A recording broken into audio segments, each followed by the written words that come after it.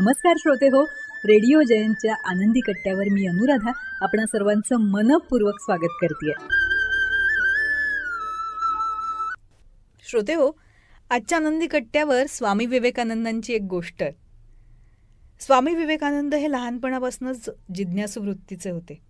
संगीत, खेळ याबरोबरच वेगवेगळ्या उपक्रमात ते हिरिरीनं सामील व्हायचे.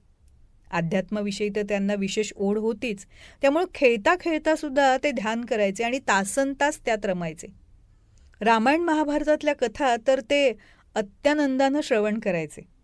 ज्ञानार्जन आणि नवनव्या गोष्टी समजून घेण्यासाठी देशभर भ्रमण करायचे. एकदा ते बनारसमध्ये होते. गंगा स्नानानंतर दुर्गा मातेच्या मंदिरात गेले. तिथे दर्शनानंतर जेव्हा प्रसाद घेऊन बाहेर पडत होते तेव्हा तिथल्या सगळ्या वानरांनी त्यांना घेरलं आणि त्यांच्या हातातला प्रसाद हिसकावून घेण्यासाठी वानरं त्यांच्या दिशेनं चालून आली.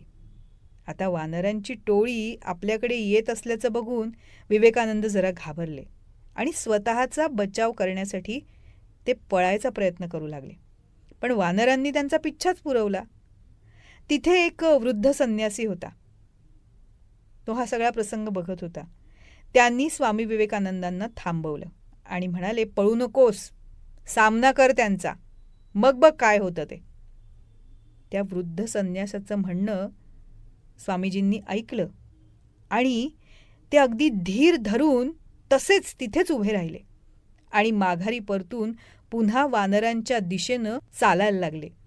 आता आपण ज्याच्यावर चाल करून जातोय तोच आपल्याकडे येत असल्याचं पाहून वानरं मागं परतायला लागली आणि थोड्या वेळानं तर ती पळूनच गेली. अनेक वर्षानंतर एका सभेत त्यांनी या घटनेचा उल्लेख केला आणि त्यांनी सांगितलं, या घटनेतून मला काय शिकायला मिळालं माहिती आहे? अडचणी, समस्या या येतच असतात, मात्र त्यापासून पळ काढण्याऐवजी त्याचा सामना केल्यानंच संकट दूर होतं. मग त्यानंतर मी कोणत्याही संकटापासून विचलित झालो नाही. न घाबरता धैर्यानं अडचणीच्या प्रसंगांना तोंड दिलं. एक गोष्ट नेहमी लक्षात ठेवा, जर आपल्या मार्गात कोणतीही समस्या येत असेल ना, तर तो मार्ग तुम्हाला यशाच्या दिशेनं नक्कीच घेऊन जाऊ शकत नाही. पण त्या समस्या दूर करण्यासाठी जेव्हा आपण प्रयत्न करायला लागतो, धैर्यानं त्या संकटाचा मुकाबला करायला लागतो, तेव्हा मात्र खऱ्या अर्थानं यशाच्या दिशेनं आपण सुरू केलेली ती वाटचाल असते. तेव्हा श्रोते हो, हा होता आनंदी कट्ट्यावरचा आजचा सुंदर विचार. तुम्हाला तो कसा वाटला याविषयीची तुमची कमेंट बॉक्समध्ये नक्की लिहा.